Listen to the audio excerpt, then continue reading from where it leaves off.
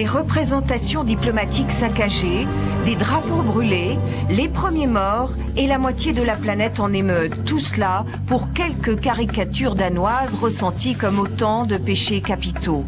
Le prophète Mahomet coiffé d'une bombe ? Le prophète Mahomet qui dit aux kamikazes « Arrêtez, notre stock de vierges est en rupture ». Drôle ou injurieux pour les musulmans? C'est selon, mais c'est la rançon de la liberté d'expression. Alors faut-il pour autant mettre une burqa sur ces dessins, rouvrir la Bastille, rallumer les bûchers? Autrefois dans nos contrées, l'Église condamnait aux flammes qui se moquaient du divin. Depuis, la laïcité est passée par là. Alors pourquoi se sent-on offensé à Damas, Gaza ou Genève côté mosquée? À qui profite la haine? C'est l'Arabie Saoudite, cette championne de l'intolérance religieuse, qui a pris la tête de cette indignation sans frontières. Alors, crise religieuse ou crise politique? Reste que cette affaire révèle une blessure bien réelle chez bon nombre de musulmans, trop souvent assimilés aux poseurs de bombes. Alors faut-il mettre une limite autre que légale à la liberté d'expression? Sommes-nous tous danois? Pour en parler ce soir, Maître Marc Benant, 62 ans, une éloquence sans pareille au service d'une pensée qui ne doit rien aux vérités toutes faites. C'est dire si les réactions musulmanes le choquent aujourd'hui. L'Occident démocratique ne doit pas baisser la garde de ses valeurs, dit-il. Face à lui, Tariq Ramadan, 43 ans, philosophe musulman que certains croient toujours sulfureux.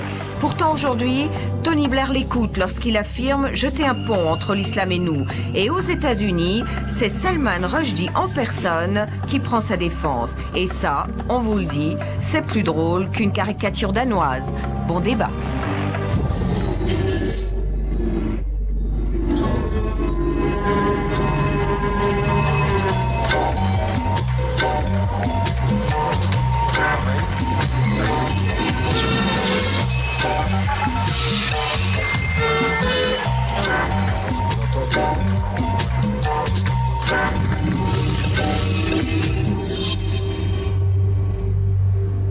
Madame, monsieur, bonsoir, bienvenue à vous, bienvenue à nos invités. Tariq Ramadan, bonsoir. Bonsoir. Des dizaines de milliers de personnes dans les rues des pays arabo-musulmans, des morts, on en recense aujourd'hui 5, dans cette histoire incroyable de ce jeune adolescent de 16 ans en Turquie qui assassine un prêtre à la sortie d'un service religieux. Est-ce que le monde musulman est devenu fou, Tariq Ramadan ? Oui, je ne dirais pas que le monde musulman est devenu fou, je dirais que tout ce que nous voyons aujourd'hui, ce sont des réactions excessives.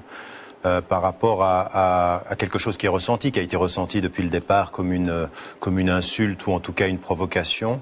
Je pense que véritablement ce dont nous avons besoin aujourd'hui, c'est un appel au calme général. On ne peut pas continuer à accepter cela, c'est-à-dire entre les appels au boycott jusqu'à l'appel au meurtre. On l'a vu même. Vous condamnez tout cela ? Ah oui, non, tout ça, ça n'est pas du tout la façon de régler le problème. Autant il faut pouvoir dire les principes qui sont les nôtres d'un point de vue religieux, c'est qu'on ne représente pas les prophètes et puis que, à plus forte raison, nous ne sommes pas habitués dans la tradition musulmane à nous en moquer, donc on ne se moque pas de ces choses-là. Mais il faut garder une distance critique par rapport à cela et savoir dire ces principes sans réagir excessivement. On ne se moque pas donc là-bas, mais ici ? Non, mais je pense que même, je veux dire, ici, on est dans une société qui a une tradition depuis 3 siècles où on se moque de cela. Donc il va falloir s'y habituer. Dire. Vous devrez vous y habituer. Nous, on est habitués. Oui, non, il va falloir ce que je voulais dire. Je veux dire, les musulmans vivent ici. On ne va pas pouvoir ajouter du légal partout. Aujourd'hui, ce qu'on doit demander à nos concitoyens et aux gens qui vivent avec nous, quand nous sommes dans des sociétés occidentales, c'est qu'il y a la loi qui donne des limites, mais il y a aussi le vivre ensemble. Et dans le vivre ensemble, ça n'est pas nouveau. Je ne suis pas en train de dire quelque chose de nouveau pour les musulmans, mais on sait qu'il y a des choses sur lesquelles on reste délicat, des choses sur lesquelles qu'on ne touche pas, qu'on fait attention à la sensibilité des hommes et des femmes. Soyez juste clair, Tariq Ramadan. Oui. Qui s'habitue à quoi et qui s'habitue à qui? D'accord. Vous à nous ou nous à vous? Non, mais attendez. Excusez-moi, le terme est un peu brutal. Attendez. Il y a beaucoup de citoyens suisses, européens de confession musulmane. Ils sont chez eux. Il faut que chez eux, ils prennent la température de quelque chose qui est une longue tradition depuis 3 siècles et qu'ils entendent et qu'ils reçoivent les critiques, l'ironie et le cynisme. Ça fait partie de la culture européenne. Maintenant, il faut aussi que la société, on prenne tous en compte le fait que les sociétés européennes ont changé.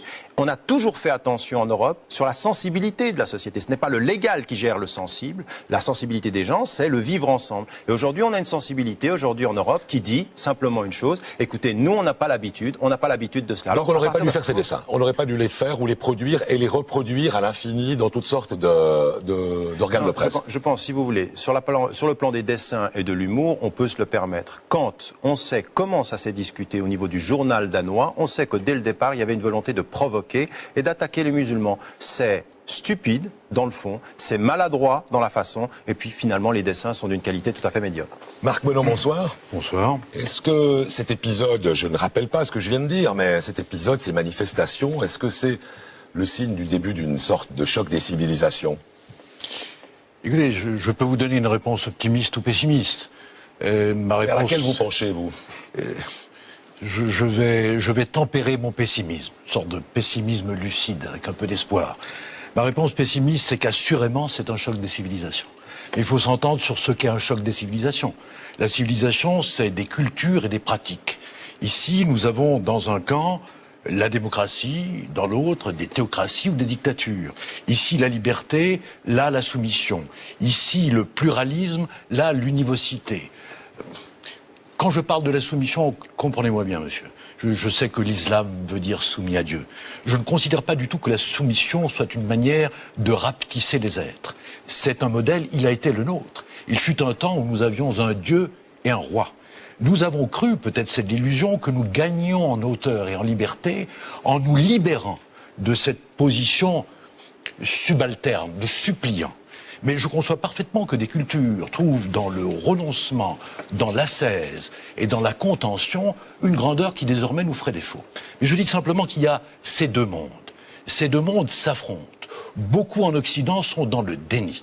Ils pensent qu'en évitant les mots, ils évitent le phénomène. Et ils pensent qu'il suffit de fuir par la négation pour ne pas avoir affronté l'inévitable. Un choc des civilisations, monsieur, c'est pas nécessairement une tragédie. D'abord, je commence par dire c'est un choc des civilisations. Je ne dis pas c'est le choc de la civilisation et de la barbarie. Nous ne sommes pas dans ces situations analogiques à celles de la chute de l'Empire romain. Il y a deux visions du monde, avec cette singularité que la leur, si j'ose prendre cette distance... Mais alors qu'est-ce qu'on en fait de ces deux visions, maître? Alors, il y en a deux qui s'opposent, on voit bien, d'un côté la soumission à Dieu, de l'autre la non-soumission à ce Dieu, et l'égalité, et le principe d'égalité et de liberté. Je veux dire, je ne suis pas convaincu qu'il y ait des parades. Je pense que la tolérance, dans le vrai sens du mot, n'est pas une chose qui se décrète. Elle vient au bout du chemin. Elle vient lorsque nous aurons été, et les uns et les autres, affaiblis et enrichis par nos différences échangées. C'est à l'horizon. Alors, que pouvons-nous faire dans l'immédiat? Pardonnez-moi, je ne suis pas grand clerc. Je pense que, d'abord, la pédagogie. C'est assez extraordinaire de penser à quel point nous sommes ignorants les uns des autres. Alors expliquez peut-être à Tariq Ramadan cette pédagogie. Vous voulez lui faire la pédagogie de la satire et de l'ironie. Vous voulez lui dire, eh bien c'est notre droit de publier par exemple 12 caricatures, y compris représentant Mahomet. Ah, je vais lui dire ça et bien d'autres choses encore, mais j'étais plus équilibré dans mon propos, parce que lorsque je parlais de la pédagogie, je pensais à ce que l'on essaye d'apprendre à l'autre, à quoi on entend l'initier, comment on veut lui faire partager nos lumières ou nos clartés, mais aussi ce que nous avons à faire en nous-mêmes. Je suis frappé par l'incroyable ignorance collective de ce qu'est l'islam. Et dans cette ignorance, il y a place pour toutes les caricatures de la pensée, et tous les a priori et toute la haine. Je pars de l'idée, mais très, très banale, que la haine et le rejet est une des métastases de l'ignorance. Et je trouverais juste que l'on enseignât dans nos écoles ce qu'est l'islam, pour essayer de brouiller l'image qu'il donne, que l'on nous parle, je ne sais pas, d'Avicenne, d'Averroès. Mais alors ces dessins, justement, ils brouillaient l'image de l'islam, à votre avis? Alors, selon moi, pas du tout. Je considère que ces dessins, d'abord, je les trouve de modeste facture. Ensuite, je ne suis pas convaincu avec vous, monsieur, qu'ils ont été voulus comme une provocation. Ils ont été voulus comme ce par quoi on s'assure de la liberté que l'on a. Vous savez, une liberté, il faut la mettre en œuvre. Il faut qu'elle soit maintenue vivace. je ne suis pas convaincu qu'il soit offensant. Mais ils vous ont fait rire. Il y en a en tout cas un qui vous a fait rire. Bien sûr, ils m'ont fait sourire. Mais laissez-moi vous dire pourquoi je trouve qu'ils ne sont pas offensants. Et je pense même, c'est un début de paradoxe, qu'ils n'ont pas offensé. Si je dis qu'ils ne sont pas offensants, c'est que, bien sûr, on est dans le domaine du subjectif et de l'appréciation, et il faut toujours savoir d'où l'on parle, sous quel climat et sous quelle latitude. Mais je dis que s'ils sont offensants, c'est parce qu'est dans l'exclusive mesure où ils violent des interdits, celui de la raillerie, celui de la représentation du sacré ou du prophète. Et ce que je veux soutenir, c'est que ces interdits, pour légitimes qu'ils soient, pour nobles qu'ils puissent paraître, ne nous sont pas opposables dans une société laïque. Ne nous sont pas opposables. Écoutez, je crois que de ce point de vue, alors je vais commencer par répondre par la fin de votre propos. Je pense que c'est pas à vous de décider de ce que sont les interdits d'une religion, et vous le dites de façon assez claire. À partir d'un certain moment, il ne s'agit pas d'opposer. Il s'agit de dire, écoutez, nous vivons ensemble dans la même société, nous avons des interdits, nous ne sommes pas habitués à la raillerie sur le fait religieux, on peut se moquer de beaucoup de choses, nous n'avons pas l'habitude. Quand on vit ensemble, dans une démocratie, dans un cadre légal, il ne s'agit pas simplement de savoir ce que la loi permet, il s'agit aussi de savoir ce que les sensibilités reçoivent. Et quand on est dans la situation dans laquelle nous sommes aujourd'hui, à partir d'un certain moment, la liberté d'expression, elle est un droit incontestable. Son usage doit faire l'effet ou doit être le produit d'une approche raisonnable. C'est la seule chose. Est-ce que la satire peut être raisonnable? Est-ce que je peux simplement aller plus loin, simplement pour vous dire une chose. Il se trouve que j'étais en octobre au moment où les faits se sont passés au Danemark et que j'ai discuté à l'intérieur de la rédaction du journal en question. Et vous aviez deux pôles dans la rédaction entre des journalistes qui disaient non, nous savons ce que ça va donner, et d'autres qui disaient oui, nous devons affirmer notre droit à l'expression. Et donc il y avait bien de la provocation. Mais ça m'amène à dire une chose. La façon dont vous avez présenté les choses au début de votre intervention, en disant nous avons affaire à deux mondes, je crois qu'elle est caricaturale et qu'elle est binaire et qu'elle n'est pas vraie. Ça n'est pas vrai que le monde occidental est aussi monolithique de la façon dont vous l'avez présenté. Et c'est totalement faux de présenter le monde musulman comme un tout monolithique qui serait à la soumission, au non-droit. C'est pas comme ça que les choses se passent. Les choses sont beaucoup plus complexes. Et en Occident, il y a bien débat et malaise autour de la question comment use-t-on du droit à l'expression? Alors comment use-t-on, Marc Menon? Je vais vous répondre, parce qu'il y a un sujet qui me paraît intéressant. Lorsque vous dites la liberté a des limites naturelles, la liberté d'expression notamment, et vous mettez l'accent à deux reprises déjà sur la nécessité, peut-être même la beauté de vivre ensemble. Et donc vous suggérez, mais vous me détromperez, qu'à vrai dire, dans l'exercice de ma liberté, je dois intérioriser la sensibilité de l'autre, minoritaire. Vous le faites tous les jours. Vous le faites tous les jours. Permettez-moi de conclure. La sensibilité de l'autre, minoritaire ou majoritaire. Alors, je suis toujours aux interdits d'ordre religieux. Au bout de cette logique, Monsieur Ramadan, il faudrait que ma liberté fût cantonnée par le respect de vos interdits, bien sûr, auxquels j'ajouterais très naturellement les 613 commandements juifs, auxquels je devrais ajouter... Vous mélangez les ordres, je suis désolé. On ne vous demande pas de respecter nos interdits, on vous demande de respecter la nature de la façon dont vous en parlez. C'est pas la même chose. Je vous demande pas de respecter les 5 prières par jour, je vous demande de parler de façon décente, de la foi de l'autre. Mais le débat ici, Monsieur Ramadan, ce qui a pu blesser, et je disais tout à l'heure, et peut-être j'aurai le temps de le développer ou non, je pense que le monde musulman n'a pas été blessé. Je pense qu'on lui donne à croire qu'il est blessé. Je pense que des raisons politiques le mettent en œuvre au titre d'une blessure qu'il n'a pas éprouvée. Je pense qu'il n'est pas en position réactionnelle, pardonnez-moi, qu'il est en... Je suis désolé. Nous ne sommes pas dans la réaction, mais nous sommes au nom de quoi, Tariq Ramadan? Faudrait-il respecter, comme vous le dites? Et ensuite, bien sûr, vous aurez le temps de parole que vous arbitrerez. Je dis simplement que si nous devions additionner les interdits des croyances, et j'exclus l'idée que nous ne prenions en compte que des croyances majoritaires, parce que, comme vous savez, les majorités changent. Il n'y a pas de doute que dans nos pays occidentaux, l'islam, aujourd'hui, a une forte, belle, accueillie présence. Mais si nous avions à ajouter les sensibilités, les interdits on le fait tous les jours. Vous le faites avec les gens qui sont de la même culture que vous. Vous le faites chez vous. La liberté d'expression. Mais vous le faites. Vous mesurez votre liberté d'expression quand vous essayez de ne pas frapper ou de blesser la sensibilité de ceux qui vivent avec vous. Et c'est pas la loi. Nous ne demandons pas plus de censure, nous demandons simplement plus de respect. Vous demandez beaucoup plus de censure, puisque vous auriez voulu qu'au titre de la sensibilité qui est la vôtre, et dont je dis 1000 fois qu'elle est légitime et qu'elle a sa noblesse, que nous nous soyons abstenus de publier. Moi, je dis... Oui, qu'on mesure ce qu'on est en train de faire. Écoutez, attendez, je veux dire, vous voyez l'ordre du monde, monsieur, vous voyez l'ordre du monde. Je vois le désordre du monde. Vous voyez le désordre. Je pense que ce ne sont pas mes caricatures qui en sont à l'origine. Oui, mais je vais vous dire une chose. D'abord, il y a deux plans sur ce que vous dites et je crois qu'il faut les distinguer. Vous avez raison sur un point fondamental. Il y a eu instrumentalisation politique de cette affaire, c'est une évidence. En octobre, quand j'étais au Danemark, l'affaire allait se calmer, elle s'est calmée. 3 mois plus tard, effectivement, des musulmans du Danemark lancent l'opération qui consiste à en parler dans le monde musulman. Et alors attendez, désigner les exploiteurs de cette affaire. Qui les a exploités? Qui a exploité cette affaire? Il y a eu des responsables d'organisation, il y a eu des imams qui se sont rendus... Islamiques, les organisations. Attendez, il n'y a pas de problème là-dessus. Je veux dire, vous n'allez pas me... Je vous fais préciser, c'est tout. On est d'accord, ils sont allés.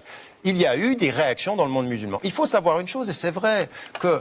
Aujourd'hui, dans le monde musulman, un certain nombre d'États peuvent utiliser la ferveur populaire pour montrer combien ils sont les défenseurs de l'islam et justement lancer cette opération-là. Là-dessus, il n'y a aucun doute sur le fait que cela s'est passé. Mais d'un autre côté, nous savons aussi qu'un certain nombre, et ça s'est passé au Danemark, de courants d'extrême droite étaient très contents de l'instrumentalisation politique dans l'autre sens. Alors attendez, moi j'aimerais juste... Attendez, laissez-moi juste terminer sur la sensibilité. Non, c'est ma petite partie, si vous permettez. Ça ne va pas durer longtemps, je vous promets. Que je vous dise à ceux qui nous écoutent que vous pouvez évidemment réagir aux propos, et je vois que ces propos sont vifs et je m'en réjouis, et de qualité, qui sont échangés ici par SMS. Je vous donne la manière de procéder. Vous tapez infra, votre message, puis envoyez le tout au 939, que Mix et Remix, notre dessinateur, grand blasphémateur régulier de toutes les religions, eh bien, se moquera de vous, comme il se doit, et comme il se moquera aussi de lui-même. Une dernière chose, ne téléphonez pas ce soir à la télévision, ça pourrait faire sauter notre centrale. D'ailleurs, à ce propos, ne faites rien sauter du tout à la télévision, si c'est possible, ce soir.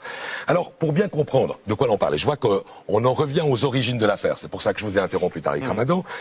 Denis Poffet nous a préparé un petit sujet qui nous raconte, au fond, les origines de l'affaire. Comme ça, on situera un peu mieux les questions et les problèmes. Et puis, on revient au débat ensuite. Regardez ce sujet.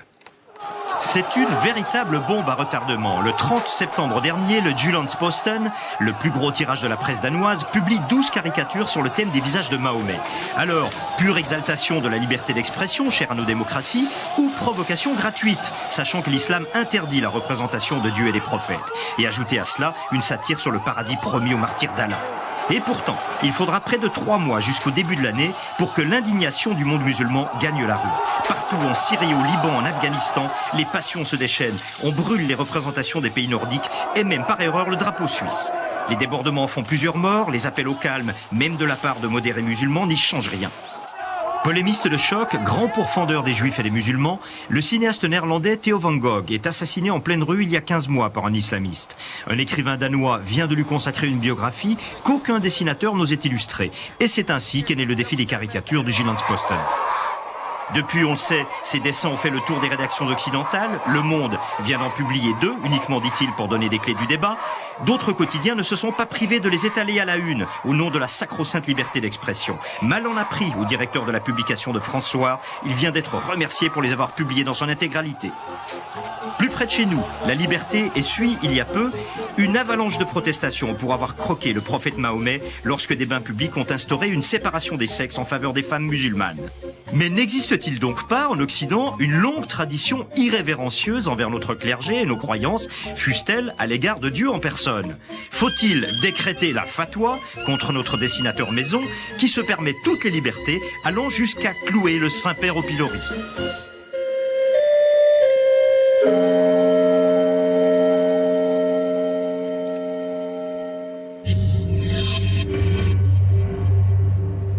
Tariq Ramadan, on vient de le voir avec ces anciennes caricatures qui datent évidemment du 19e siècle. La calotte, quand on s'en prenait au clergé catholique, ça c'est l'expression de notre culture. Pourquoi, au fond, ce type de caricature ne pourrait... Pourquoi c'est pas vous finalement, le caricaturiste en islam, qui ferait des caricatures pour expliquer qu'on peut-on faire? Écoutez, encore une fois, vous pouvez continuer à dire « nous, c'est nous sommes, ça, c'est notre histoire » ou de considérer simplement qu'il y a d'autres façons, dans d'autres civilisations, d'approcher le sacré et de ne pas s'en moquer. À partir d'un certain moment, vous êtes suisse, je suis suisse, on va vivre ensemble. Vous allez dire « moi, c'est ça, et toi, tu es comme ça » ou alors on va essayer simplement de comprendre qu'on va vivre ensemble, qu'on va construire la société ensemble. Et Encore une fois, c'est très important, parce que si nous n'y arrivons pas en Europe, voilà le message qui s'envoie aux est-ce sociétés que les pays majoritairement musulmans n'ont pas besoin de cela, finalement, de ce type On de n'a distance? jamais- Vous l'avez appelé vous-même, vous dites qu'il faut un peu de critique, distance, Mais il la faut dis- des Voltaire Oui, non, dans mais ces pays, non? la distance critique, elle se fait dans un travail de mentalité, elle se fait pas dans cette provocation. Regardez ce qui est en train de se passer. Vous avez l'impression aujourd'hui qu'à la suite de ce qui vient de se passer dans le monde musulman, on va vers une évolution de la distance critique, ou vous avez l'impression plutôt que dans le monde dans lequel nous sommes en train d'aller vers une émotivité qui rend sourds les gens. Nous sommes devenus sourds l'un à l'autre. Est-ce que Alors, vous c'est soutenez pour ça- est-ce que vous soutenez, vous, les gens qui seraient les Voltaire du monde arabo-musulman, ou musulman, disons? Je soutiens toutes les personnes qui font évoluer les mentalités avec la pédagogie et la délicatesse qui sied à un monde où les sensibilités sont blessées. Et aujourd'hui, c'est ça que j'aimerais dire. Nous sommes d'accord sur le fait que ça a été instrumentalisé, mais vous ne pouvez pas regarder ce monde en disant les gens ne sont pas blessés. Aujourd'hui, vous avez des gens qui ne sont pas pratiquants, des gens qui n'ont rien à voir avec la pratique religieuse. Et j'en ai rencontré énormément qui disent là, ça va trop loin. Et en plus de cela, vous devez aussi entendre des voix de l'Europe, des États-Unis, du Canada ou de l'Australie, le monde occidental, qui dit là, c'est trop. C'est Marc Menon, est-ce que stupide. la satire peut être respectueuse? Non, le propre de la satire, comme de l'ironie qui est interrogation, comme du sarcasme qui est mis en cause, comme le rire. Il faut bien comprendre que tous les monothéismes ont horreur du rire. Les dictatures aussi, et tous les systèmes totalitaires. Qui vous a dit ça? Horreur du rire. Qui a dit cela? Je dis, mon postulat, et vous le contestez, c'est que les monothéismes ont horreur du rire, parce que le rire désacralise, questionne. Le rire est Ça dépend de résolument quoi on rit. C'est révolutionnaire. l'objet du rire qui pose problème, pas le attendez, rire. commençons par l'interdit du rire. Je dis le rire est révolutionnaire, et naturellement pour toute autorité, il est du même coup révulsif. Alors nous partons d'une tradition, mais conquise. C'est pas une facilité. Nous avons nos morts et notre histoire. Nous considérons que d'être Mais nous, parvenu. c'est qui, monsieur? Les Nous, Occidentaux. Mais non, mais je suis occidental comme vous. Arrêtez de me sortir de ma propre culture, Non, de ma propre monsieur- civilisation. monsieur Ramadan, C'est très dangereux ce que vous faites. Vous mais avez pas du déterminé tout. que l'islam était à l'extérieur de l'Occident. C'est fini, ça, monsieur. Nous sommes attendez. occidentaux et musulmans. Je suis en Vous train. le reconnaissez, ça? Ah, mais- Il y a des musulmans ici. Mais c'est- Alors c'est- vous me mettez où? Vous me mettez où? Vous allez me mettre mon rire à l'extérieur de l'Occident? Non, je vous mets d'abord dans une double appartenance, monsieur. Très bien. Et c'est d'abord, et je ne dis pas que vous êtes duplice, je dis que vous êtes duel. C'est pas tout à fait la même chose. Et cette double appartenance fait de vous un fabuleux passeur, comme on le dit ici et là. Et je serais ravi que vous apportiez dans des lieux où nous n'avons pas accès le message des valeurs que nous défendons. Ou En chez disant- vous, les valeurs de l'expression de valeurs que vous n'entendez pas. Mais c'est pas tout à fait exact que nous ne les entendions pas. Nous considérons simplement qu'il y a au centre, consubstantiel à notre démocratie, une valeur majeure. Toutes les autres sont des arcs-boutants. C'est la liberté. Et je comprends 1000 fois que la liberté puisse apparaître comme totalement dérisoire à des civilisations qui valent la nôtre. Il se trouve que pour nous, elle est centrale et cardinale. Tous ceux qui la menacent, C'est pourquoi est-ce que vous rendez Tous les ceux qui la choses- menacent, terminez tous votre ceux phrase. qui la menacent, nous apparaît la menaçons pas. l'agression ultime, s'agit- nous apparaît mortifère et insupportable. Mais monsieur, D'accord, nous attendez, ne attendez, la attendez, menaçons attendez, pas, attendez, nous ne la attendez. menaçons pas, Monsieur Ramadan, monsieur. nous transigerons sur Est-ce que- tout, est-ce que- mais pas est-ce que- sur la liberté monsieur, d'expression. Est-ce que d'autres sociétés occidentales, comme la société australienne ou la société britannique, sont des démocraties? Bien sûr. Eh bien, elles considèrent que le positionnement sur cette affaire-là est dangereux et n'aide pas à la démocratie. D'accord. Monsieur Ramadan, est-ce que vous me permettez de dire... C'est Mais nous, est-ce qu'il n'y a pas, est-ce qu'il y a pas- est-ce qu'il y a pas un raisonnement attendez. politique quand même là derrière Est-ce Tariq que Ramadan? Il y a des intérêts aussi. Vous savez bien que ces démocraties réagissent attendez, par attendez, intérêt. alors, Est-ce que finalement tout- on tout- distingue deux choses? tout Ce que est vous dites- affaire d'intérêt, ce il y a que- des non, sensibilités, mais Ce que excusez-moi. vous dites est juste. Je pense simplement qu'il faut distinguer les paroles des politiques, des paroles des autorités morales et des Non, intellectuels. je parle des intellectuels. Alors, je parle des intellectuels. Bon, alors commençons par exclure les politiques du D'accord, débat. attendez, Leur attendez, propos attendez, est souillé par l'intérêt, la prudence ou la lâcheté. Parlons des intellectuels, c'est-à-dire la race des seigneurs, si vous voulez bien, puisque vous en êtes un. Alors, pour les intellectuels, bien sûr, nous allons vers un type de nuance. Mais je dis simplement que... Et pour tous les citoyens. Oui, parce que ce que nous aurons pensé, monsieur, ce que nous aurons permis aux autres d'apprendre, pardonnez-moi ce nous qui paraît vaniteux, ce que les intellectuels auront permis aux autres d'apprendre sera infiniment heureux. Commençons par tomber d'accord. Et que nos accords tombent en pluie d'or sur les citoyens du monde entier sans aucun doute. D'accord. Attendez, on va pas épuiser la querelle théologique ici. Mais il y a quelque chose qu'il faut qu'on s'explique et qu'on explique à ceux qui nous écoutent. C'est, au fond, cette affaire de représentation du divin. Alors, Jacques Wartenburg, vous êtes un fin lettré, un expert, si j'ose dire, en religion musulmane. Expliquez-nous brièvement en pourquoi, dans la tradition musulmane, dans la tradition et dans les textes, il est interdit de représenter la figure divine. C'est pas si idiot. C'est pas si idiot. Dans la Méditerranée, dans le monde de la Méditerranée, le Proche-Orient, il y avait des images de femmes, des hommes, des animaux, etc., etc. Et dans ce monde des images, il y a eu des appels qu'il ne fallait pas diviniser les images. Ce sont des puritains religieux. Ça se trouvait en Palestine, l'ancienne, chez les Israélites, mais ce qui nous intéresse, c'est chez les musulmans. Donc, en Arabie, il y a eu un appel de Mohammed en tant que prophète qu'il n'y a pas de divinité que Dieu et que ce Dieu est au-delà de ce qui peut être représenté. C'est la base. Puis, deuxième chose qui est élémentaire, c'est que ce Dieu-là a créé le monde. Donc, les choses dans le monde, les êtres, les animaux, les hommes, les femmes, ne sont pas des entités qui se sont créées eux-mêmes ou elles-mêmes, mais ce sont toujours des créatures de cette divinité. Je crois qu'il y a un autre élément très important dans cette conception du monde. Parce que le monde, s'il y a un Dieu qui est invisible et qui est au-delà, le monde est laïcisé. Ça devient un monde d'objets, d'êtres et de choses qui peuvent être étudiées.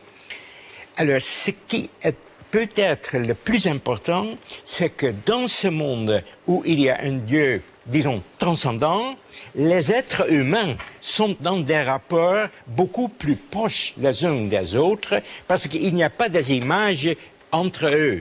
D'accord, d'accord. Alors, pas d'idole, on l'a bien compris, c'est bien l'idée qu'il n'y a pas d'idole et qu'il y a une impossibilité de représenter. Hafid Ouardiri, bonsoir. Alors vous, malgré l'explication qu'on vous donne, qui est historique d'une certaine façon et qui est une explication théologique, vous ne décolérez pas contre la représentation du divin telle qu'elle a été faite dans ces caricatures. Eh bien, tout d'abord, j'aimerais dire quelque chose d'important, même si ça ne plaît pas à notre ami Maître Bonan. Les politiques suisses ont eu une attitude à l'égard de la communauté musulmane ici en Suisse et à l'égard du monde musulman, une attitude respectable et nous tenons à les en remercier. Maintenant, pour aller plus loin, oui, en effet, la base même de la foi dans l'islam est hors tout ce qui peut être représenté puisque Dieu a un de ses attributs qui est l'invisible. Donc il serait très difficile pour d'aucuns d'entre nous de le représenter de quelque manière que ce soit. Et il est incomparable, donc il y a des éléments dans notre foi qui nous disent comment est-ce qu'on doit percevoir Dieu. Donc nous percevons Dieu hors de toute image, hors de toute représentation. Et ce qui est important aussi... Mais pourquoi faudrait-il que tout le monde perçoive les choses comme vous? Mais voilà, je reviens encore sur la même explication que donnait M. Tariq Ramadan. Le fait de respecter l'islam, ça n'est pas d'acquiescer ses revendications ou son dogme. La question là, c'est de respecter le sacré chez tout le monde, sans pour autant acquiescer ses revendications ou son dogme.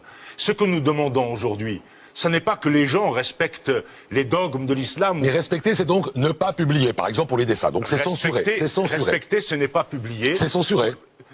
C'est le souhait, effectivement, c'est le souhait du musulman. Effectivement, donc c'est censuré. Oui, un instant. Je crois qu'il ne faut pas se précipiter dans le langage. Pour nous, ce qui est important, c'est que celui avec qui on vit et qu'on respecte aussi les valeurs intimes qui font de nous ce que nous sommes. L'idée, on peut la discuter, mais quand on ne croit pas en cette idée, on peut en discuter. Mais dès le moment où cette idée, elle imbibe l'être, à ce moment-là, on prend des précautions pour savoir que cette idée est devenue l'être lui-même. Et c'est la raison pour laquelle aujourd'hui le musulman, demande à ce que les autres, qui ne sont pas soumis ou obligés à croire l'islam, à respecter cet islam et que l'on puisse discuter de ce qui peut nous déranger dans un dialogue serein, respectable. Le dialogue serein, vous n'avez pas commencé par le dialogue serein, monsieur Ouardiri. Oui, ce que j'aimerais dire. Ces caricatures provocantes, vulgaires, insultantes, obscènes. Oui, absolument. Qu'est-ce qu'il y a de mal à ce que je puisse dire que ces choses-là m'ont touché? Parce que je les considère comme vulgaires, comme insultantes, pour ce qui, pour moi, est un modèle qui me dépasse de très loin. Qu'est-ce que vous avez à lui dire? Oui, monsieur, l'avantage du monde laïque que je préconise et que je défends, c'est que l'opinion que vous exprimez, vous pouvez l'exprimer totalement librement. Et que vous pourriez même être plus démesuré dans votre critique de ce qui était fait. Vous pourriez être haineux, ce que vous n'êtes d'aucune manière, et vous pourriez l'être sans que rien ne vous arrive.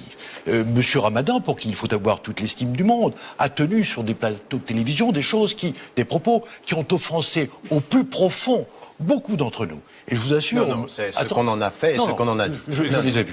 Mais attendez, laissez-moi finir. Parce que ce que je vais vous expliquer... Cette petite allusion, en petit dérapage, elle n'est pas digne d'un débat intellectuel. Reprenez-la, s'il vous plaît. Je reprends donc la ligne droite. Vous avez dit sur des plateaux de télévision, par rapport au fameux problème douloureux de la lapidation des femmes, vous avez parlé de ce moratoire. Je ne veux pas refaire ici le débat. Je dis simplement que l'on vous ait compris ou pas compris, beaucoup d'entre nous, dans le monde occidental, ont été, peut-être parce qu'ils ne nous ont pas compris, effroyablement touchés et bouleversés par ça. Mais il vous était permis de le dire.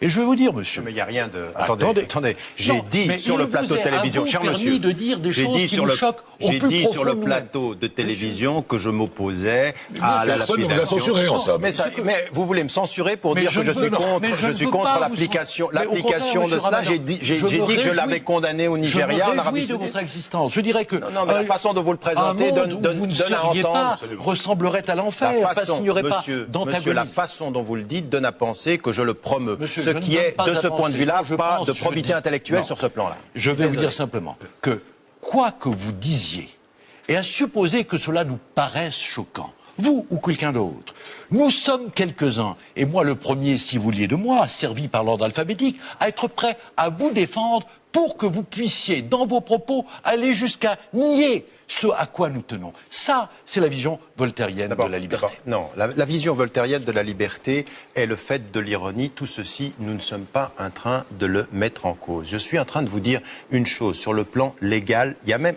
Écoutez, sur le plan légal, il y a des limites à la liberté d'expression. Mais écoutez, je pourrais maintenant... C'est la loi. Oui, c'est la loi. C'est la loi. Et moi, je dis, on n'a pas besoin d'ajouter de la loi et on ne veut pas plus de censure. Simplement, aujourd'hui, vous avez une approche qui est une approche vraiment binaire et carré du fait de vivre ensemble, et je crois que ça n'est pas sage. Je crois que ce que vous êtes en train de dire peut nous mener dans l'application concrète de cela, dire j'ai le droit de le dire, j'ai le droit de vous insulter, je vais pas le faire parce que j'ai pas envie de vous heurter, c'est pas notre avenir, c'est pas comme ça que nous allons vivre ensemble, et je crois que c'est fondamental. J'aimerais vous dire une chose, quand vous avez parlé de censure, je veux dire, une fois que les caricatures sont là et qu'on sait que c'est de la provocation, ce que j'ai dit aux musulmans au Danemark, c'est dites que ça vous blesse et passez votre chemin parce que c'est exactement ce qu'on veut. Mais alors, la deuxième chose, passez votre chemin. Mais attendez, parce qu'il y a un autre élément que vous avez dit. Mais avant qu'on le fasse, n'utilisez pas le terme censure. Avant qu'on le fasse, dites simplement le sens civique qui consiste à utiliser sa liberté d'expression de façon raisonnable et responsable. Alors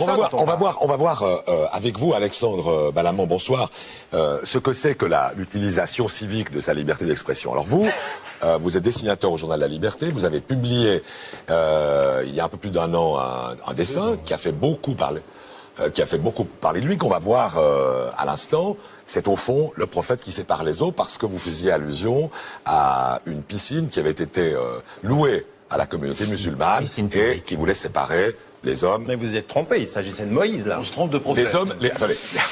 Les hommes des femmes. Mais il y a de fortes analogies, de fortes identités dans le prophète. Oh oui, non, c'est la même tradition.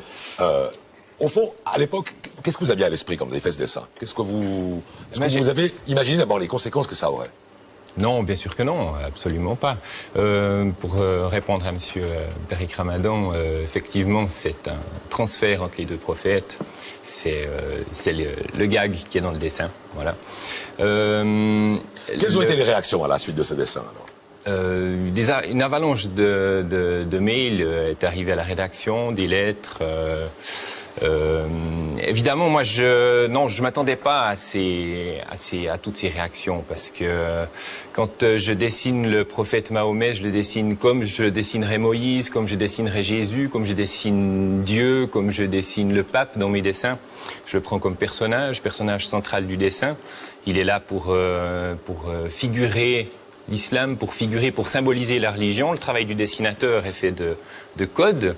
Donc j'utilise toute une galerie de personnages Ici, c'était le prophète Mahomet, je l'ai utilisé, je me suis documenté, j'ai pris modèle sur des enluminures que j'ai trouvées sur des sites internet, web arabique, des choses comme ça, et je l'ai représenté de façon...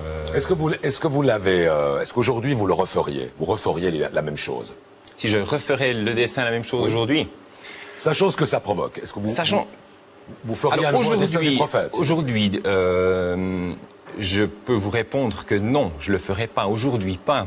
Parce que, évidemment, moi, je travaille pas dans ma bulle. Hein. Le dessinateur de presse, c'est comme les journalistes. Je m'imprègne de l'actualité, de ce qui se passe autour de nous. Je suis obligé d'en tenir compte dans mes dessins.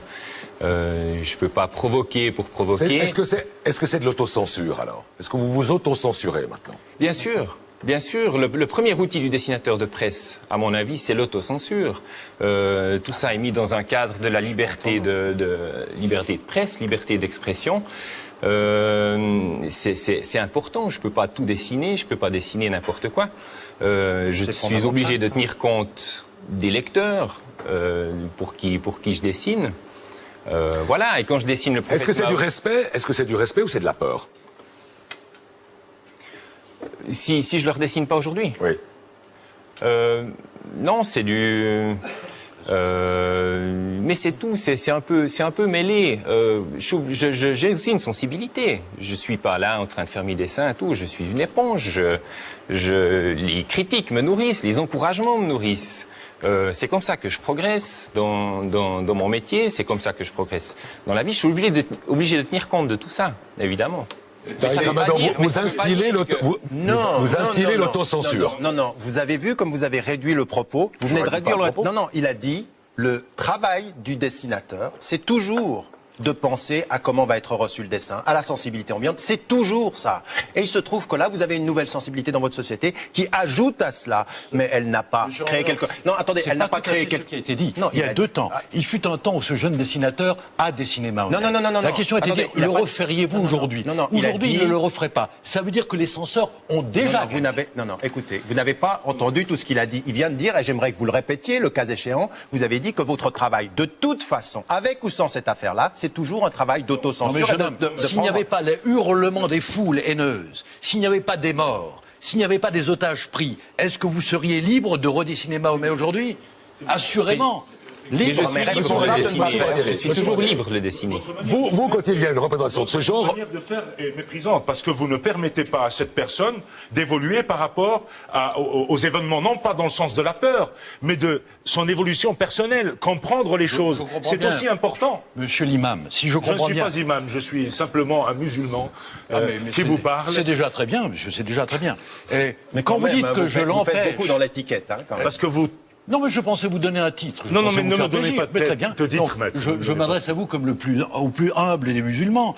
Quand vous dites qu'il est en train de faire du progrès, comment est-ce que ce progrès se définit? Il vient vers l'acceptation de règles qui ne sont pas les nôtres dans une situation... Vous définissez le progrès comme l'adhésion. Non, monsieur, j'ai été pétri dans les écoles judéo-chrétiennes et à ma manière aussi, j'ai appris à comprendre et à connaître ce monde-là et à faire en sorte qu'il ait une harmonie entre ce que je suis en ce qui concerne mon identité spirituelle et le monde dans lequel je vis. Je fonctionne dans un rapport naturel de respect à l'autre. Ce qui est terrible aujourd'hui, c'est que je ressens chez ceux qui défendent la liberté d'expression le fait qu'ils ne défendent pas la liberté d'expression. C'est une sorte de dictature intellectuelle. C'est une manière un petit peu à faire avancer l'athéisme matérialiste contre tout ce qui peut être une sensibilité spirituelle. Mais est-ce que vous respectez ceux qui ne respectent pas Dieu? Voilà. Non, mais je les respecte dans la mesure où ils ouvrent avec moi le dialogue, mais qu'ils ne m'insultent pas. Voulez-vous, si vous permettez, monsieur, 2 minutes de dialogue avec vous sur le respect? Je ne crois pas un seul instant au respect. Non pas parce que c'est un mot creux, mais parce que c'est un mot trop plein. Chacun y déverse ses propres exigences. Alors, faut-il respecter l'idée que l'on combat? Faut-il respecter l'idée qui vous fait mourir? Faut-il respecter l'adversaire? Faut-il respecter l'ennemi? Jusqu'où faut-il respecter? Mais monsieur, c'est absolument incroyable. Je veux dire, on vous parle de respect et vous partez sur le respect des idées. On est en train de vous dire une chose. Vous vivez avec des citoyens qui défendent la liberté d'expression comme vous, qui sont dans l'état de droit. Et ils vous disent, il y a des choses dans mon intimité qui me blessent. Est-ce que vous pouvez respecter ça sans me parler de respecter les idées auxquelles vous êtes opposés? Est-ce que vous respectez les sensibilités des gens qui vous vous ressemblent et qui vivent dans la même société que vous. C'est possible, ça? Non, il faut savoir. C'est possible, répondez à ma question. Mais je vais répondre.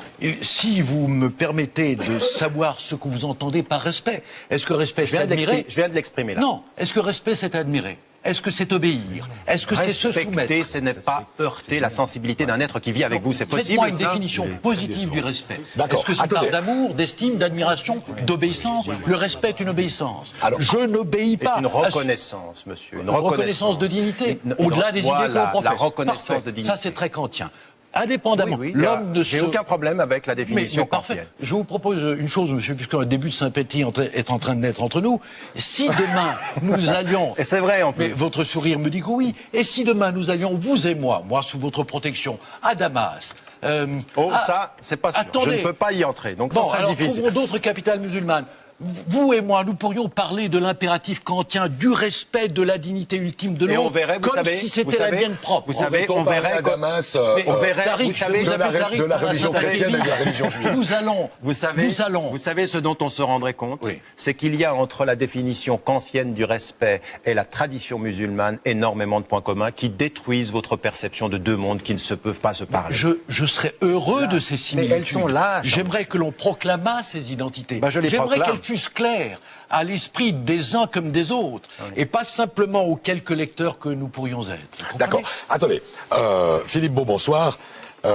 Vous êtes un prêtre, vous écrivez souvent des chroniques dans 24 heures, et étonnamment, vous jugez que la réaction des musulmans est compréhensible. Et vous, comme chrétien, vous m'avez dit, moi aussi, parfois, je suis heurté par la manière dont on caricature, dont on raille la religion chrétienne. Oui, alors le choc actuel est complètement disproportionné et manipulé. Je pense en revanche qu'il pose une bonne question. Mais au préalable, je voudrais dire qu'il est toujours sain de pouvoir rire. Premièrement. Et je ne pense pas que la foi chrétienne empêche de rire, bien au contraire. Le problème de la caricature est très ancien. Au IIe siècle, on trouve un âne crucifié, par exemple, dans des graffitis. Mais, Maître Bonan, je voudrais simplement vous signaler qu'au Moyen-Âge, il y avait la fête des fous. On introduisait l'âne dans la cathédrale et on chantait Kyrie eleison en faisant les ians. Donc, avant Voltaire, on s'est déjà bien amusé et je pense que c'est extrêmement sain. Je ne rappellerai pas ici la fable de La Fontaine aussi avec l'âne qui porte des reliques et qui s'imagine qu'on l'adore, et puis Tartuffe. Alors, rire de soi, c'est une chose saine. Rire des autres, c'est beaucoup plus problématique. Et alors, quand on rit des chrétiens ou des catholiques, parfois, ça vous heurte. Alors, quand on rit de soi, il faut pouvoir le faire avec goût, intelligence, esprit. C'est extrêmement rare. Et quand on atteint des personnes, ça peut être extrêmement grave. Alors là, je vois que les frontières sont très souvent franchies impunément. Et alors, j'oserais employer le mot de respect. On se doit de respecter les croyances de chacun.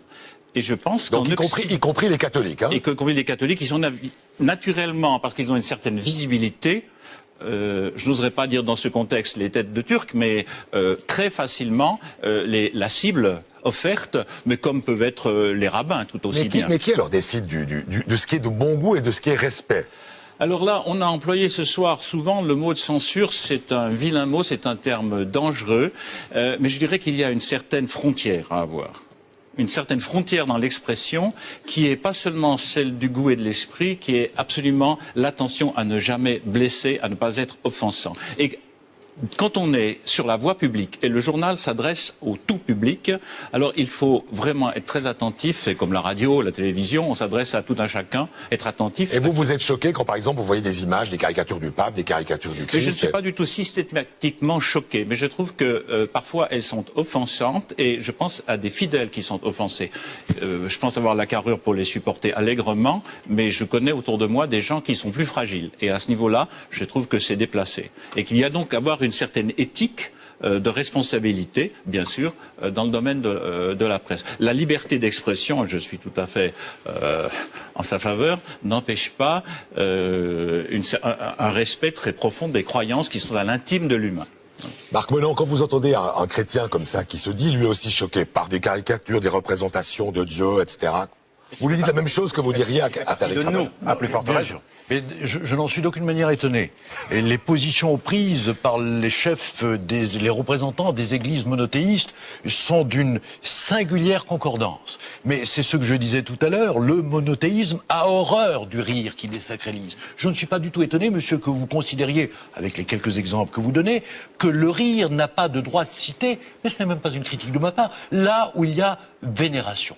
Parce qu'il est point d'interrogation, parce qu'il est contestation. Maintenant, quand vous dites qu'il y a des caricatures qui vous heurtent, mais moi aussi, soyez certains qu'elles me heurtent, non pas celle-là. Celle-là ne me heurte pas, non pas parce que la cible, entre mille guillemets, serait musulmane. Elle ne me heurte pas parce qu'elles sont totalement insignifiantes en cruauté. Si vous voulez qu'on débatte de l'une ou l'autre, Monsieur Ramadan, permettez-moi de vous interpeller. Celle où on voit des musulmans arriver au ciel et où le prophète lui dit « Nous sommes à court de vierges ». Pour nous, c'est d'une totale innocence. Et je vais vous dire pourquoi c'est d'une totale innocence. Parce que nous ne pensons pas un seul instant. Et nous ne pensons pas que vous pensez un seul instant. Que le propre du paradis, c'est d'y être accueilli par 7000 vierges. À supposer que cela fût ainsi, monsieur, cela excéderait très largement. Vous avez parfaitement raison. C'est pas du tout comme ça qu'on décrit les choses. Mais vous savez, attendez. La chose est de sa représentation. Non. Je mais ne vous blesse savez, personne non, en attendez. ironisant C'est sur tout à ce fait qui juste. relève du symbolique. Vous avez commencé par une analyse des choses qui est tout à fait juste. Simplement, vous savez, monsieur, que pendant les 4 dernières années, depuis 2001, ce qui a été dit sur le terrorisme et la violence et les musulmans, c'est que ces terroristes-là, ce qu'ils allaient trouver au ciel, c'est les vierges et tout ceci. Donc il y a une référence directe à quelque chose qui est une atmosphère très malsaine dans laquelle nous vivons aujourd'hui. Quand, dans la même série Vous dites qu'ils sont islamophobes, vous dites que ces dessins sont islamophobes. Non, je dis ils sont bêtes, ils sont stupides et ils sont de la méchanceté alliée à de la stupidité. Mais quand en plus on dessine le prophète de l'islam, le prophète de l'islam avec une bombe en forme de turban,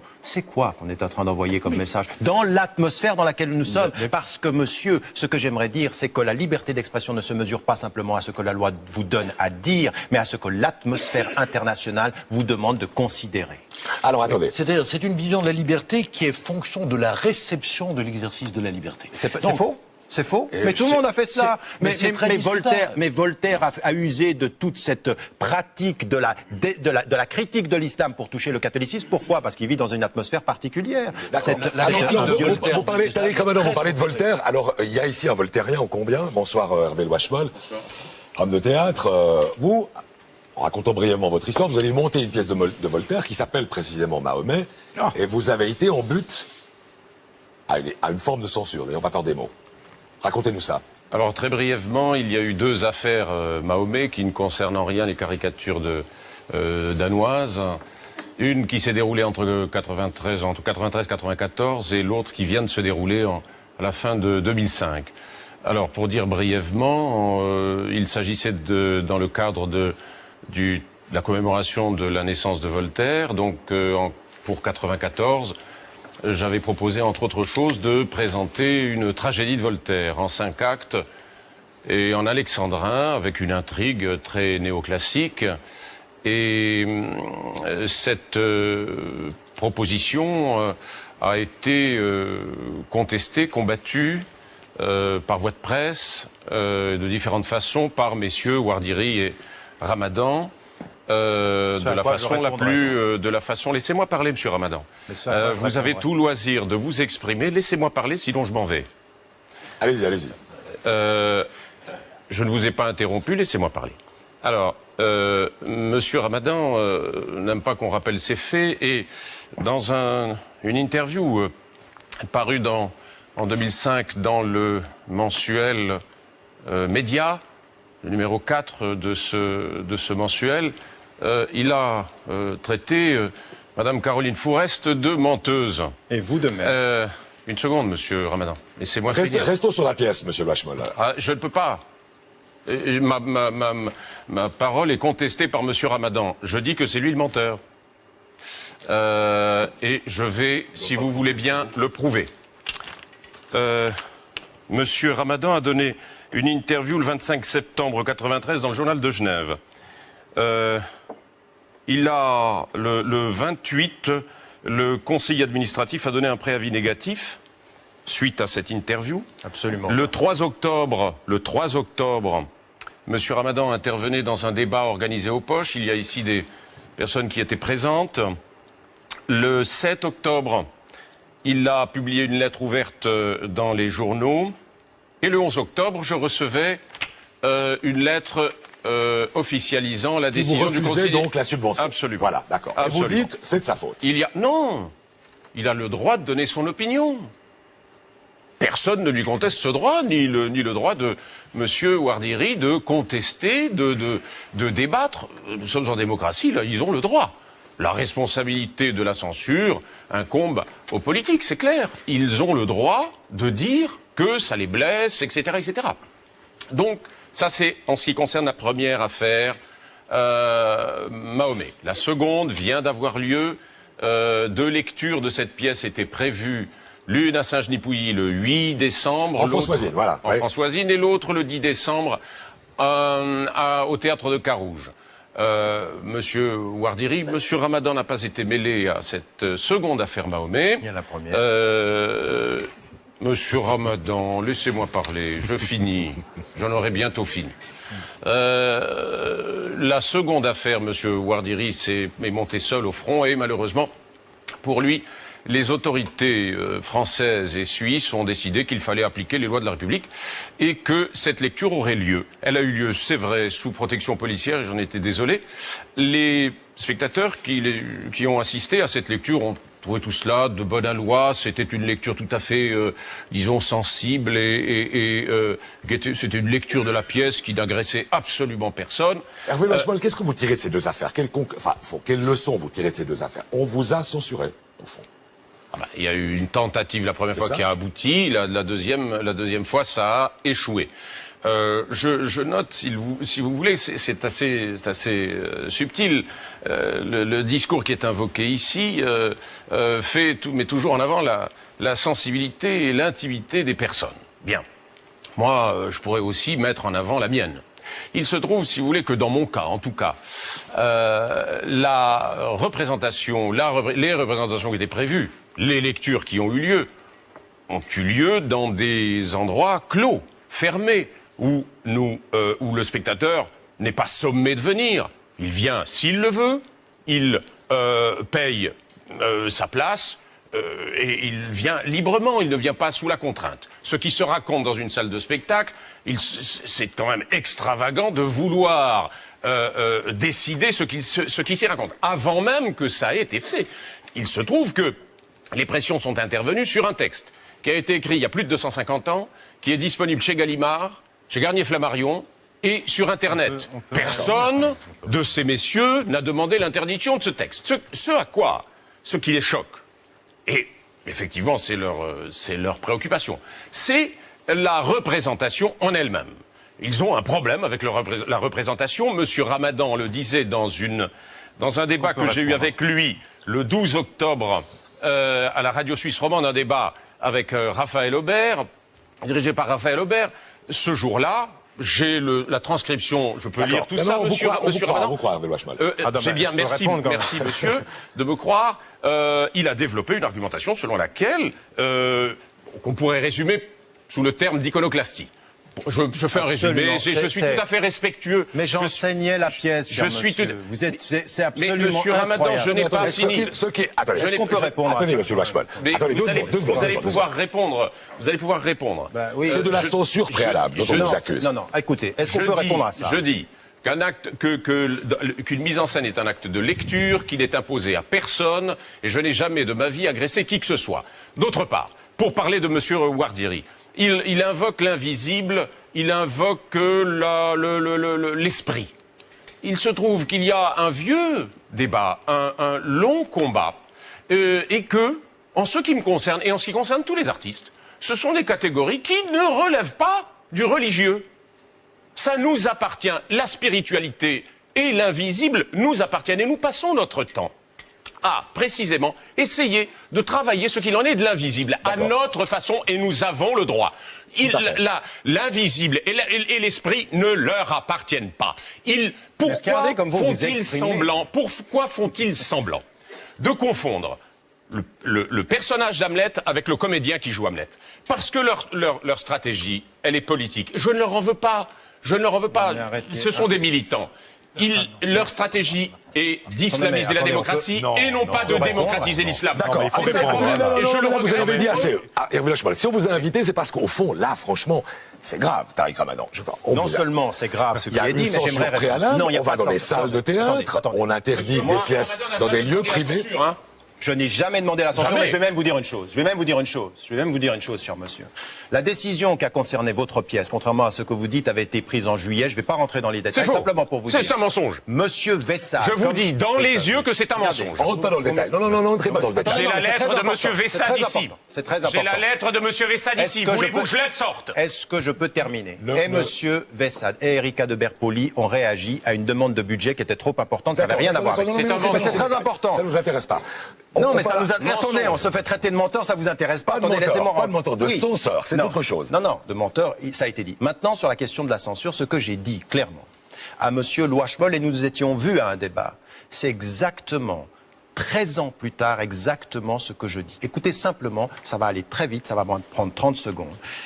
Enfin, monsieur Louachemol, je peux concevoir que l'art, en ce qu'il secoue le conformisme et l'ordre social, soit provocateur. Il en va de son essence. Je me garde pourtant bien de confondre la provocation avec une attitude qui, compte tenu du contexte de déchirement dans lequel elle se traduit, engage l'art dans des voies où la liberté d'expression confinerait à s'octroyer le droit d'être méchant, entre guillemets. Or, il y a loin de la provocation à la méchanceté. L'une est à l'esthétique, l'autre à la maladresse. C'est ce que je vous demandais, c'est de vous expliquer et qu'on passe à autre chose. Que vous dit cette histoire? C'est-à-dire, mais attendez. Cela étant, j'enseignais la pièce dans mon cours, donc ne dites pas que je suis contre la représentation. J'ai des étudiants qui l'étudiaient au collège de Sources. Est-ce qu'une représentation qui serait méchante devrait être, pour le coup, interdite? Non, je ne peux pas arbitrer cette querelle. Et puis, je ne peux pas, contrairement à vous, monsieur, me citer. Donc, vous me permettrez simplement... Je montre que ma ligne reste la même depuis 13 ans. Non, mais il y a deux événements différents dont on parle. Le premier a consisté pour à ne pas obtenir la subvention. Je vais vous dire, compte tenu de ce qu'est le conseil administratif, monsieur, vous auriez demandé à être subventionné pour une pièce de Brecht ou une mise en scène défécatoire de monsieur Yann Fabre, vous auriez été exaucé. Ça, c'est un sujet. Le deuxième sujet, c'est le rapport que l'on peut avoir avec Voltaire. Moi, monsieur, l'idée que vous ayez enseigné Voltaire me met en joie, véritablement. Tout nous rapproche. Mais même Nietzsche, contentons-nous de Voltaire. Parce que, véritablement, s'il y a eu des pressions, peu importe d'où elles viennent, elles étaient nécessairement enténébrées et ténébreuses. Parce que pour un musulman, pardonnez-moi ce moment de substitution, de vouloir s'en prendre à Voltaire, alors qu'assurément un peu de fréquentation de son œuvre vous apprend que d'abord Mahomet n'est pas malgré son sous-titre. Non, c'est une pièce anti-catholique, en tout cas anti-monothéiste. Mais monsieur, je crois réellement, mais monsieur Ramadan le sait, peut-être vous aussi monsieur, que si l'on veut bien lire un peu Voltaire, l'édit sur la tolérance, qui est ces lettres, ça correspond. On a même soupçonné Voltaire d'être pro-musulman. Et je vais vous dire pourquoi cette idée me divertit. Parce qu'il y a quelques jours encore, avant même de savoir que je serais votre hôte, je lisais un livre admirable qui est le Dictionnaire amoureux de l'islam. Et en feuilletant le Dictionnaire amoureux de l'islam sous l'entrée Voltaire, je me disais que ce que je vais dire. Et Chebel, si ma mémoire est bonne, se demande si au fond Voltaire n'était pas le plus passionné des islamophiles. Ceux qui, rendant grâce au prophète, fabuleux législateur, fabuleux... Mais attendez, c'est pas la question. La question sur Voltaire, votre glose littéraire est passionnante, mais revenons peut-être un peu au centre du débat. Parce qu'on arrive au bout. Que l'on veuille empêcher Voltaire et que c'est injuste de surcroît. Monsieur Ramadan, vous avez quand même écrit que monsieur Louachemol aurait dû monter sa pièce avec un mot d'accompagnement. Non, moi, ce que je voulais, quand j'ai vu André Louachemol, Hervé Louachemol, excusez-moi, quand on s'était vu lors de cela, nous avons eu une discussion, elle était courtoise à ce moment-là. Je pense que... Absolument pas. D'accord. Vous n'étiez pas courtois. Pas, monsieur. D'accord. Mais après le débat... N'insistez pas sur ce plan-là, parce que vous risqueriez d'être très déçu. D'accord, attendez, monsieur Louachemol, on va pas faire la glose de cette affaire, parce qu'elle est un peu compliquée. Ce qui m'intéressait à ce moment-là, je demandais, dans des situations, encore une fois, où nous sommes dans un contexte où c'est tendu, expliquer l'intention, exactement ce qu'il vient de faire. Ça n'est pas pour m'en prendre aux musulmans, c'est une pièce que je veux faire parce qu'elle porte un message. Dire ça, Il y a des gens qui vivent dans votre société. Voltaire, ils savent pas tout ce que vous êtes en train de dire. La prise de distance, ils savent pas expliquer pédagogiquement la prise de distance. C'est pas une atteinte à la liberté d'expression, c'est de la psychologie quant à son accès. C'est quand même pas grave de demander ça. C'est pas de la censure, c'est de l'intelligence. On arrive au bout. 3 mots. C'est de l'intelligence que je vous demandais d'être. D'abord, je ne reconnais pas le qualificatif de provocation. Je n'ai jamais cherché à provoquer qui que ce soit. C'est faux, c'est une allégation mensongère. Deuxième chose, en ce qui concerne la demande d'explication, nous avons organisé, non pas avec Erika de Berpoli, mais avec Jean-Pierre Balnéguer, un débat aux poches pour nous expliquer. Vous dernière chose, détail, franchement, non mais là, écoutez, dernière chose, laissez-moi finir. Monsieur Ramadan nous a demandé m'a dit qu'on aurait dû aller chercher, voir les représentants de la communauté musulmane avant de monter notre pièce. Nous n'avons pas... écoutez, j'ai la transcription de l'interview, du débat à la radio. Non, d'accord, ok. Non, mais ça, là-dessus, on vous croit. Écoutez, on va cesser sur cette affaire particulière. On a parlé de Voltaire et Dieu sait si son fantôme est encore présent ici. Nadia Carbos, c'est à vous que j'aimerais encore poser une dernière question. Vous êtes une musulmane de Suisse. Qu'est-ce que vous pensez de cet échange? Vous avez été blessée par ces dessins. Oui, bien sûr, j'ai été blessée comme beaucoup de musulmans. Je pense qu'il faut promouvoir le vivre ensemble. Notre problème ici est de savoir nous sommes des sémites. Et aujourd'hui, on fait un débat comme si l'islam est quelque chose de nouveau. Or, l'islam a été confronté et a fréquenté l'Occident depuis le 8e siècle avec des richesses. Donc c'est une vie qui est parfois amoureuse, qui est parfois en conflit, mais réellement c'est pas nouveau. Donc on doit trouver les moyens de vivre ensemble. Ce que je veux dire encore, j'espère que je ne serai pas coupée, c'est que on a blessé les musulmans parce que ce n'est pas on peut avoir la liberté d'expression, mais là, c'est la liberté d'insulter. Nous sommes aussi des sémites, donc on veut être respectés comme les autres sémites. Nous sommes aussi des gens qui sont porteurs de valeurs, donc par rapport au prophète, c'est capital pour nous. On peut comprendre, on peut pas, on peut expliquer ce qui se passe ailleurs, ces passions, comme on voit là une passion de monsieur, réalisateur de cette pièce qui est passionné. Pourtant, pourquoi on peut comprendre ce qui se passe ailleurs? Parce que ces gens vivent une injustice au quotidien et voilà on s'en prend du haut de nos tours d'ivoire, on s'en prend à des gens pour leur ôter, un peu pour les blesser dans ce qu'ils ont de plus cher. Donc ces gens manifestent comme ça. C'est vrai que je ne cautionne pas, mais on doit essayer de nous l'expliquer, de comprendre. Rapidement, monsieur Bonan, est-ce que vous admettez cet argument? Au fond, on blesse des gens qui souffrent du sous-développement, d'une dictature. J'explique la réaction. Et pour qui la divinité, et ce sera le mot de la fin, est au fond une forme de consolation. La croyance est une forme de consolation. Je ne la réduis pas à ça. Oui, non, mais c'est pas simplement ça. On n'est pas en train de... J'aimerais bien dire, madame, que je suis d'accord avec vous parce qu'il est agréable de finir sur des notes consensuelles et sont harmoniques. Je suis en total désaccord avec vous. Mais en admettant 1000 fois que vous le disiez. Je pense que ce qui est en train de se passer, nous sommes en train de clore comme nous avons commencé, ce n'est pas la réaction à ces malheureuses caricatures, qui ne méritent pas autant de déshonneur, ni de fureur, ni autant d'hubris. Je pense qu'il y a des pays... Excusez-moi, monsieur, ça c'est votre sentiment. Non, mais bien sûr. Vous donnez votre sentiment, mais il faut comprendre le sentiment des gens ailleurs. Je vous assure que dans la vision laïque du monde, et je conçois qu'il y en ait d'autres, l'homme n'est pas réductible à sa spiritualité. Je peux m'en prendre à des foi, à des convictions, sans m'en prendre à la dignité de l'homme.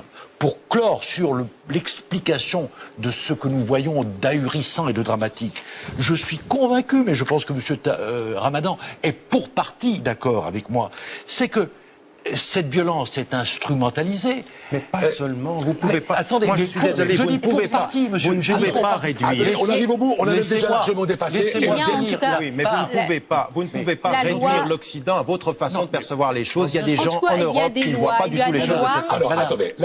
La loi 261 du Code pénal suisse nous garantit, en tout cas, ce respect Mais le respect, le respect de la personne. Nous allons bien sûr, c'est tout un travail parce que les valeurs ne sont pas figées. Alors, le dernier mot, attendez, c'était à vous que je suis là. Le dernier mot, c'est à vous. Laissez-moi dire quelque chose avant de finir l'émission. Vous nous avez appelé, vous avez envie de dire quelque chose. J'ai envie de dire. Alors que vous. Ouais, d'accord. Je suis là, je veux lancer un message. La caricature pour moi, c'était pas une nouvelle. En fait, depuis les événements du 11 septembre, le mot islam ne cesse de faire ménage avec le terrorisme. Alors, je dirais deux choses, que je suis née avec l'un et avec l'autre. Je dirais deux choses, que la presse, elle est libre de dire ce qu'elle veut, mais il y a des limites. Votre liberté s'arrête là où elle commence la mienne. C'est-à-dire la presse qui est censée corriger les dérapages des trois autres pouvoirs, c'est elle qui dérape. On ne cesse d'accuser tous les musulmans du monde de terrorisme. Pardon, excusez-moi. Première chose. Deuxième. Première chose. Deuxième chose, c'est que les musulmans, aujourd'hui, au lieu parce que je sens que c'est une tempête qui va être calmée tôt ou tard.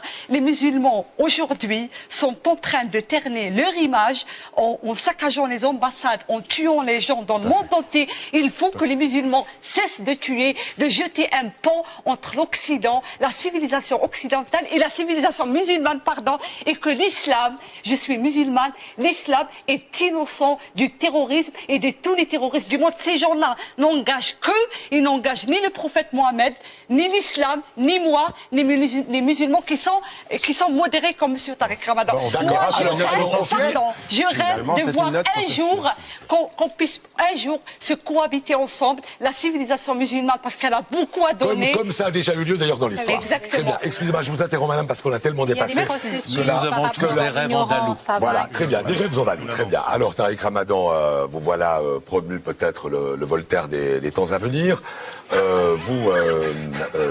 Marc Bonan, le gardien des libertés dans l'Occident. On en restera là pour ce soir, on y reviendra. On reviendra sur cette thématique sans aucun doute dans cette émission et dans d'autres. La semaine prochaine, vous retrouverez à cette place Romain Jean pour un autre débat d'actualité. Bonne fin de soirée. Merci et à bientôt.